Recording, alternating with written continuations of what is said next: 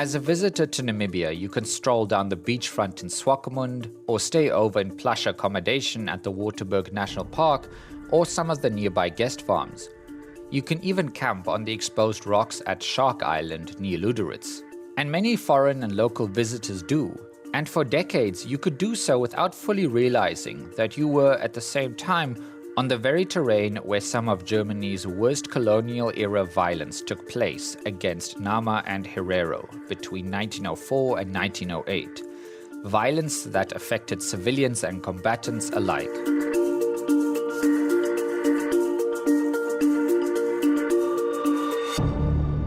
Colonialism did not only affect men, but women and children were equally affected by colonialism. That's Namibian opposition politician and member of the Ova Herero Genocide Foundation, Esther Munyangwe. Especially if one goes by the extermination order of Lothar von Trotha.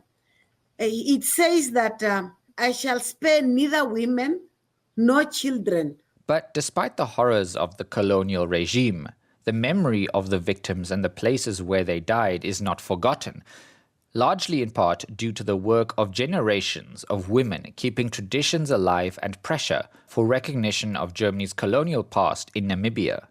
Sima Leupat of the Nama Traditional Leaders Association Technical Committee on Genocide says that the targeting of women during the colonial era was aimed at disrupting the very heart of a community. Women have always played the role of being the keepers of the community, including, acting as wisdom keepers that hold traditional forms of knowledge with the responsibility of practicing reflection and learning within the community. While the men were away, they were responsible for social cohesion within the community, for connectedness to the land. They were the spiritual and knowledge teachers and healers, and they played the role of, the transmitters of language and culture. This, for a nomadic pastoral society living in the harsh, arid conditions of Namibia, was vital, keeping alive the memories of the Herero and Nama people who died in the war or from the inhumane conditions they faced at the concentration camps at Shark Island and Swakopmund has been difficult. After hostilities ended between the German forces and over Herero and Nama fighters, women were forced into concentration camps and were at the mercy of colonial officers who had spent the previous years systematically destroying indigenous communities. Here, reports from the time say the women were routinely physically abused, raped, and made to fulfill traumatic and humiliating tasks. German rule in Namibia ended after World War I, but the territory of Southwest Africa was mandated to South Africa by the League of Nations. This meant the introduction of apartheid and white minority rule held until 1990, when the nation of Namibia declared independence. The South African colonial period sort of entrenched, the institutional mechanisms that were established by the German colonial period to continue dehumanizing people. And after Namibian independence, there was never any legal or policy framework established to specifically deal with this unique kind of impact on these specific groups of people. And so what one has seen is sort of a transgenerational inheritance of all these different layers of impacts on these people. But women like Sima Leupat and Esther Munyangwe, through their work, have sought to not let the atrocities of the past remain understudied or unknown. Independence allowed a space for Nama and Herero communities to communicate openly about the genocide's impact on their communities, at a time when other Namibians became free of the oppressive apartheid regime. All Namibians sort of rallied around this specific yearning for independence. And it is only after independence that the Nama and Ova Herero communities now really started to zoom into their specific losses within the German colonial period, whereas our national government's focus was more on, the liberation struggle. I think also something interesting that really happened is when the Nama people, for the first time in the last, I think, 5 years or so, started having the annual Nama Cultural Festival. And very interestingly, it is the women who play a particularly important role at these festivals through the cultural village that is established at this cultural festival, where women, teach and pass on and transmit knowledge about traditional practices. Both Nama and Ovaherero communities have begun memorializing the genocide. Beyond the much publicized demands for reparations from Germany and equitable land redistribution, monuments have been erected. In 2007, 100 years after the genocide, a memorial stone was erected on the site of the Swakopmund concentration camp. In April 2023, a new memorial to commemorate the victims who died at the Shark Island concentration camp was opened. For one to understand who you are today, you also need to understand your past. According to Esther Munyangwe, continued activism is vital.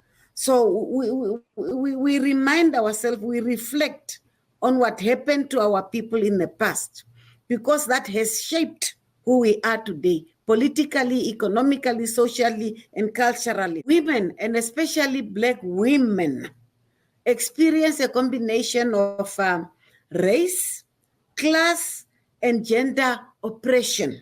The search for the remains of ancestors and to bring them home is a task that still preoccupies Nama and Herero communities. To appreciate just how important this story is, veteran politician Esther Munyangwe recounts one particular story she says gave meaning to the activism she has been doing. It was on a visit to Freiburg in Germany in 2010. Someone told me that there are skulls from the Ovaherero people in that university archives. And I went there, and for the first time, I saw the skulls.